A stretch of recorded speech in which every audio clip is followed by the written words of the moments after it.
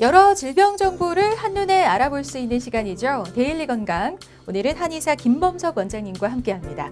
안녕하세요, 원장님. 네, 안녕하세요. 한의사 김범석입니다. 네, 반갑습니다. 자, 오늘은 어떤 내용으로 이야기를 나눠볼지 데일리 건강 주제 먼저 알려주시죠. 네, 사람은 생김새가 다 다릅니다. 얼굴, 키, 몸무게 등 외양이 모두 독특한 특성을 가지죠. 또 발의 모양도 마찬가지입니다. 네. 일반적인 보통 발 모양도 있고요. 어떤 경우에는 솟아오른 요족도 있고요. 펑퍼짐한 평발도 있습니다. 평발이 별거냐라고 생각하시는 분들도 계시죠. 네. 하지만 어른들 말씀에 발이 편해야 몸이 편하다는 말이 있습니다. 그건 그만큼 발이 중요하다는 얘기겠죠. 네. 그래서 오늘은 평발에 대해서 알아보도록 하겠습니다. 네, 오늘 데일리 건강의 주제는 평발입니다. 평발에 대해서는 다양한 이야기가 있지만 사실 평발을 하나의 질병으로 봐야 하는 건지 또 평발이 어떤 문제를 야기시키는 건지 정확히 모르는 분들이 많은 것 같아요. 자, 오늘 이 시간을 통해서 좀 정확히 알아보도록 하겠습니다. 원장님, 먼저 평발이란 어떤 발을 말하는 건지 설명을 좀 해주시죠. 네, 발은 이렇게 안쪽에서 보면 중간 부분이 이렇게 들려 있어서 전체적으로 움푹 들어간 아치 모양을 하고 있습니다. 네. 그 부분을 의학용어로 종아치라고 합니다.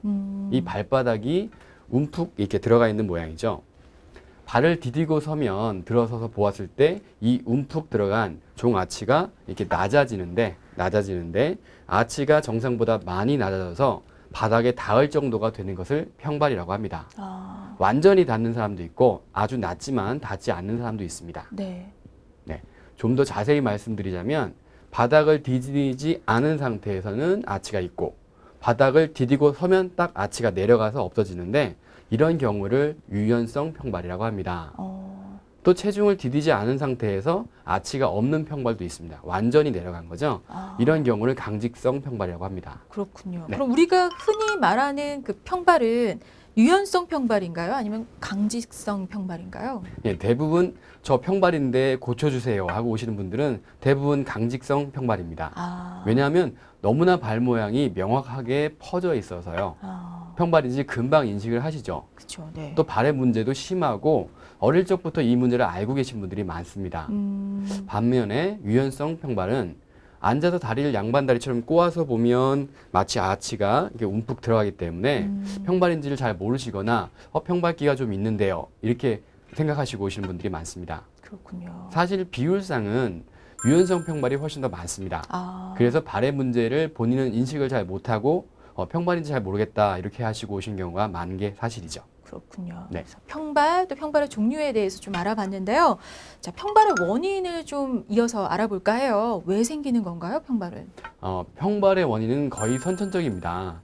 게다가 유전이 되기 때문에 한의원에 오셔서 평발 진단을 받으시면 그 가족분들도 진료를 받으러 오신 경우가 대부분입니다. 그렇군요. 네. 그러니까 후천적인 경우는 없나요, 근데?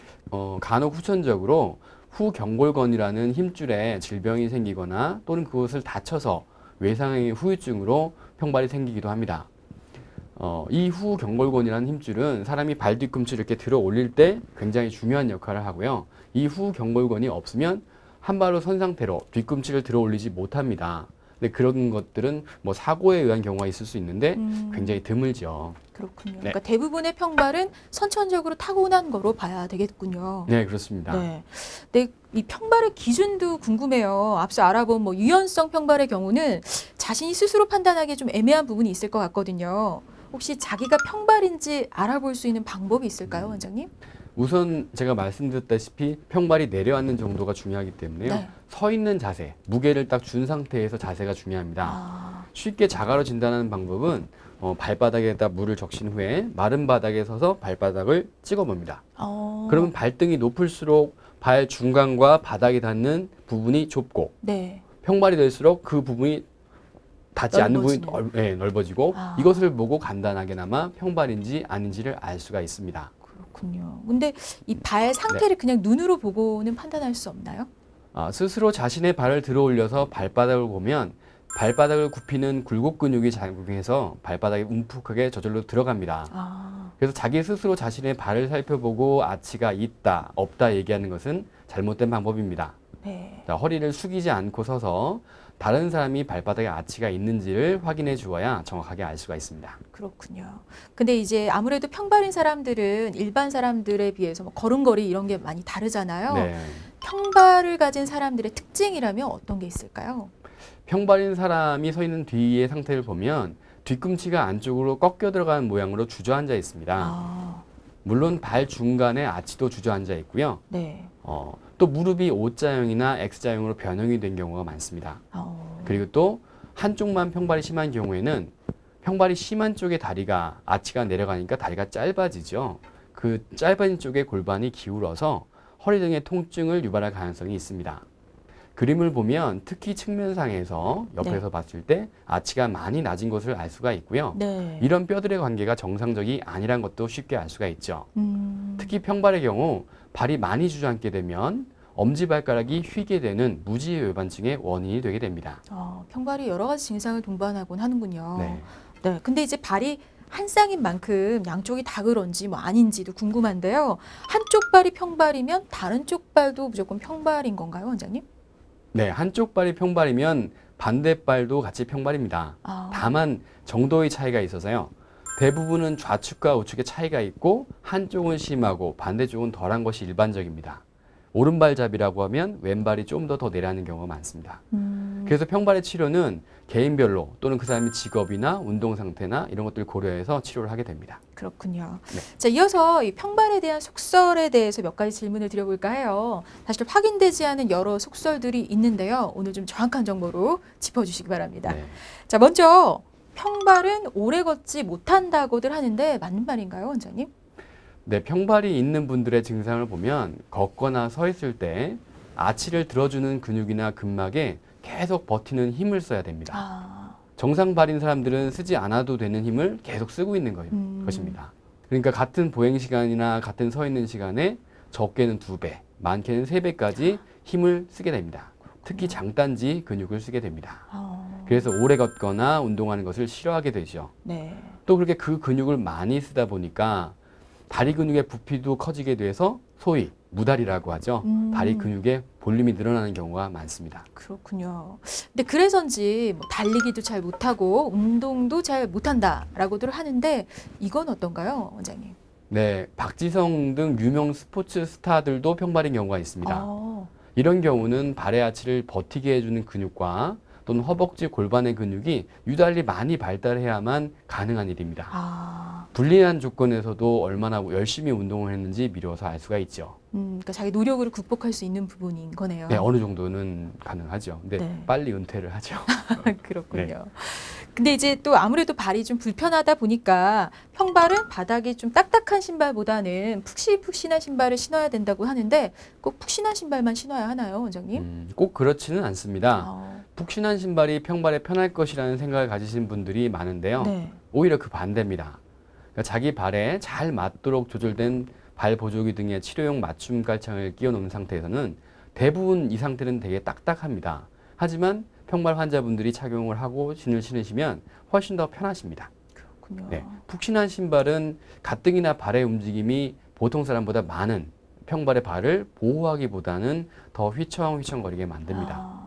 다만 발볼이 넓은 와이드 모델의 신발을 신는 것은 상당히 좋은 방법입니다. 그렇군요. 네. 자, 이 평발에 대해서 잘못 알고 있던 정보들을 좀 교정해 보는 시간이 됐는데요. 자, 이제 평발을 치료할 수 있는 방법을 좀 알아보려고 합니다. 근데 그에 앞서 먼저 평발을 교정해야 하는 이유, 그러니까 꼭 평발을 치료해야 하는 건가요, 원장님? 그게 궁금해요. 네. 그 비정상적인 평발은 발에 일단 피로가 많이 쌓이게 됩니다. 또한 좌우가 다르기 때문에 거의 균형을 잃게 되는 경우가 많고요.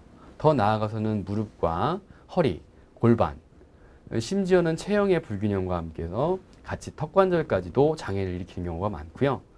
성장기에 있는 아이들은 척추측만증까지 일으키게 됩니다. 결국 신체 전반에 체형에 악영향을 미치는 거죠. 이런 평발은 그럴수록 더 빨리 어릴 때 치료를 해주는 것이 중요합니다. 네. 키가 크고 있는 청소년의 경우에는 곧 발이 자라고 있죠. 이런 청소년의 평발 교정은 정상적인 아치를 평생 가지게 해주는데 아주 중요합니다. 그렇군요. 네. 그러니까 청소년 평발 교정이 굉장히 중요하다고 지금 말씀해 주셨는데요. 성인 평발 교정과 청소년기에 하는 평발 교정 네. 어떤 차이가 있는 건가요, 원장님? 성인 평발은 이미 발의 성장이 끝나 있기 때문에 발의 아치 교정이 아주 느리게 진행이 됩니다. 마치 성인의 경우에는 안경을 쓰면 교정 시력이 나오고 다시 벗으면 시력이 떨어지는 것처럼 평발 교정도 치료 진행이 느립니다. 하지만 청소년기의 평발은 발의 모양이 만들어지는 시기이기 때문에 보조기 착용과 발의 근력 강화 운동을 꾸준히 하면 상당한 효과를 볼 수가 있습니다. 그만큼 조기 발견과 조기 치료가 중요하죠. 네, 평발 교정도 그 시기가 중요하다는 거 꼭 기억하셨으면 좋겠고요. 자, 그리고 만약 치료하지 않고 방치할 경우 관절염 같은 어떤 다른 질병이 생길 수도 있는지, 그러니까 연관된 질병이 있는지 궁금해요, 원장님. 네. 평발을 방치하게 되시면 뼈들이 정상적인 위치에서 계속 어긋난 상태로 계속 오래 지속이 됩니다. 그러면 변형이 오는 건 당연하고요. 이런 변형이 심해지면 관절염이 발생되기도 합니다. 평발의 정도가 가벼워서 단순히 그냥 오래 걸으면 조금 쉽게 피곤하기만 하다라고 하면 괜찮겠지만 평발이 심하면 또 체중이 무거운 경우 발이 점차 진행성으로 파괴가 됩니다. 또 이런 것들은 나이가 들면서 퇴행성 변화가 아주 심하게 오기 때문에 여성의 경우 40대 이후 50대 갱년기 상태 들어간 상태의 환자분들이 많이 찾아오신 경우가 많습니다. 그렇군요. 네. 네. 근데 이제 평발 치료법에 대해서 좀 알아볼 텐데요. 한의학에서는 평발 환자의 상태를 어떻게 보고 치료를 시작하시나요? 네, 몇 가지가 있는데요. 먼저 신음허라고 해서 발 뒤꿈치의 통증과 더불어서 허리와 다리가 시리고 발바닥이 뜨거운 느낌이 있는 경우, 네. 오래 서 있기가 힘든 경우입니다. 아, 예. 그리고 두 번째는 신양허라고 하는데요. 발바닥 통증과 함께 반대로 발이 차가워지는 느낌을 호소하고 따뜻한 것을 좋아하면서 찬 것을 아주 싫어합니다. 허리와 무릎이 시리면서 통증이 있는 경우이죠. 신음허와 신양허가 이렇게 많이 다릅니다. 세 번째는 한습으로 발바닥 통증과 더불어서 마비된 느낌이 있는 건데요. 이것도 마찬가지로 따뜻한 것을 대면 통증이 줄어드는 경향이 있습니다. 다리가 전체적으로 무겁고 힘이 없으면서 종아리 부리가 시리면서 전체적으로 관절의 움직임이 원활하지 않습니다. 마지막은 어혈인데요. 네. 자, 발바닥 통증을 호소하면서 특징적으로 찌르는 듯한 통증을 호소하시고요. 주로 야간에 더 아프시고요. 발에 걸으면 걸을수록 통증이 심해지고 어떤 경우에는 혀에서 어반과 같은 반점이 형성되는 경우도 있습니다. 그렇군요. 그러니까 네. 환자의 그 평발 상태에 따라서 그럼 어떤 치료를 진행하나요, 원장님? 한의학에서 발의 통증을 치료하는 방법은 발 하나만 고려하지 않습니다. 아까 신음허, 신양허를 말씀드렸듯이 네. 이분이 찬 상태냐, 따뜻한 상태냐, 몸에 죽은 피가 많냐 이런 부분을 다 고려해서 치료를 하게 됩니다. 그렇군요. 그래서 서양의학의 관점과는 차이를 많이 보이는 부분인데요. 이러한 몸의 상태에 맞춰서 침구 치료나 한약 치료 등을 같이 하게 됩니다. 그렇군요. 그러니까 침구 치료 또 한약 치료가 이루어진다는 말씀인데, 근데 최근 보면은 평발을 교정해 준다는 어떤 보조기가 많이 네. 나와 있더라고요. 보조기 사용도 도움이 되나요, 원장님? 네, 발 보조기는 전문 의료용으로 쓰이면서 반드시 전문 한의사의 처방이 필요합니다. 한의원에서 처방하는 발 보조기는 환자의 발과 전체적인 생체 역학적인 균형을 고려해서 처방하게 됩니다. 네. 예를 들면 뭐 굳은 살이 있거나 뭐 두 번째, 세 번째 발가락이 길게 있거나 다섯 번째 발가락이 있거나 이런 경우 아주 흔하거든요. 네. 또는 유연성이거나 강지성 평발의 경우 또는 까치발의 경우 이 또 좌우의 차이가 나는 경우가 많습니다. 그 상태에 맞춰서 보조기 처방을 각각 다르게 만들게 됩니다. 또한 이 위에 올라가서 골반과 척추, 특히 턱관절까지의 치료를 위해서 발 보조기를 처방하는 경우도 있습니다. 그렇군요. 발의 운동이 비정상적인 상태에서 움직이게 되면 그걸 정상적인 상태로 되돌리게 하는데 그 부분을 치료하는 것들이 한의원에서 처방하는 발 보조기의 목적입니다. 그렇기 때문에 발 보조기는 정확하고 또 정밀한 검사를 통해서 아치 모양과 골반 상태, 이런 각도 등을 파악하면서 전문 한의사가 환자분들의 체형을 고려해서 처방을 하게 됩니다. 그렇군요. 네. 그럼 이 보조기는 언제부터 어느 기간 정도를 착용하게 되는 건가요? 네, 보조기의 착용 기간은 성인이냐 또는 아이냐에 따라 다른데요. 네. 성장기 아이들의 경우에는 아주 중요합니다. 평발인 경우에는 발바닥과 종골이라는 발 뒤꿈치의 뼈가 이루는 각도가 대부분 10도 미만인 경우가 많은데요. 발 보조기를 이용해서 발 상태를 교정을 해놓으면 1년의 각도가 보통 평균 4도 정도 좋아집니다. 이게 30도 정도의 정상 각도를 가지기 위해서는 만약에 초등학교 1학년 때 평발 검진 받고 보조기를 착용했다고 하면 초등학교 5학년 또는 6학년까지 키가 많이 크고 있을 때, 발이 크고 있을 때 정상적으로 착용을 해줘야 평발 상태를 정상발로 교정을 할 수가 있게 됩니다. 그래서 발목의 아치가 정상인지 1년마다 또는 그보다 좀 자주 한 번씩 검사를 하게 되고요. 균형이 맞으면 이제 보조기 착용을 그만할지를 결정하게 됩니다. 그렇군요. 그럼 성인의 경우는 어떤가요? 네, 성인의 경우는 마치 안경이 시력을 보정하는 것처럼 서서히 교정이 됩니다. 그래서 최소 1년 정도 이상 착용을 하셔야 아치가 조금씩 올라오게 되고요. 시력을 안경이 보정하는 것처럼 생체 역학의 불균형을 보조기가 균형을 잡아준다고 생각하시면 됩니다. 그러니까 안경을 빼면 무너지고 쓰면 다시 시력이 좋아지듯이 똑같이 발 보조기가 착용을 하면 올라오고 내려오면 다시 내려가는 거죠. 이러한 교정 효과만으로도 무릎의 불안정성과 또는 퇴행성 관절염으로 인한 평발의 골반, 옆으로 움직이는 거, 또 오리궁덩이처럼 엉덩이가 골반이 넘어가는 거, 이런 성인의 경우 이런 체형들을 교정할 수가 있습니다. 그래서 요추에서 디스크, 척추 전방전이증 이런 것들을 예방할 수가 있고요. 치료를 돕는 효과가 있습니다. 그렇군요. 대략 보조기를 착용하는 동안에는 3개월에 한 번 보고요. 또 이후에 1년에 한 번 정도는 중간 검진을 하여서 아치가 형성되고 있는지, 또 그 아치를 올려서 골반이나 턱관절이나 이런 신체 역학적인 균형이 맞아가고 있는지 이런 부분을 살피게 되죠. 이렇게 전문적이고 정확한 검진과 처방을 통해서 발로 인해서 생긴 무릎 또는 또 골반 또는 턱관절 이런 척추의 상태, 전신 체형 균형을 보다 쉽게 치료할 수가 있게 됩니다. 네. 말씀 듣다 보니까 물론 규정기나 다른 치료를 통해서 어느 정도 평발 교정이 가능하긴 하지만 수술적인 치료가 필요하진 않은지 궁금하거든요. 어떤가요, 원장님? 네, 평발을 수술하는 방법은 기본적으로 발목을 관절을 고정하는 수술이 됩니다. 그래서 각종 동작, 다양한 동작이 이루어지는데 그 발이 하는 동작을 정밀한 동작을 제한하게 되죠. 그럼 수술 후에 발의 움직임이 제한되고 수술 후에 발이 제대로 움직이는 데까지 한쪽 발당 길게는 6개월까지 걸리기 때문에 평발과 무지 애반증의 치료 방법으로 수술을 선택하는 것은 신중하게 생각하시는 게 좋습니다. 그만큼 더 이득이 많아야 선택할 수가 있겠죠. 좀 신중하게 고려를 해야 하시는 게 한다. 좋습니다. 네. 자, 그럼 이어서 평발 교정 후에 관리하는 법, 또 어떤 점을 주의해야 할지 좀 알려주시죠. 네, 혼자서 하는 운동 방법으로는 발가락 끝으로 앞쪽으로 걷기, 또 발 아치 근육을 강화시키기 위해서 발가락으로 수건 잡기, 심지어는 발가락으로 글씨를 쓴다든지 그림을 그린다든지 이런 것도 있고요. 발바닥 바깥면으로 서 있는다든지 또 벽에 손을 대고서 엉덩이를 쭉 뻗은 후 발꿈치를 이렇게 눌러주면서 아킬레스건을 늘려주는 운동 등이 있습니다. 물론 통증이 있을 경우에는 등산이나 장거리 보행을 자제해야 하고요. 지나친 체중 부하를 제한해야 합니다. 급성으로 아프고 또는 국소적인 열이 있을 때는 냉찜질을 하고 대개는 통증이 있을 때 아까 신음어라 신양어 이런 체질을 고려해서 찜질도 온찜질을 할 수가 있고요. 네. 한약 중에서도 진통의 효과를 가지는 처방을 쓸 수도 있습니다. 그렇군요. 자, 오늘 데일리 건강에서는 평발에 대해서 자세히 알아봤는데요. 이 평발을 교정하지 않고 방치할 경우 여러 문제가 발생할 수 있는 만큼 되도록 성인이 되기 전에 청소년기에 미리 교정하시는 게 좋습니다.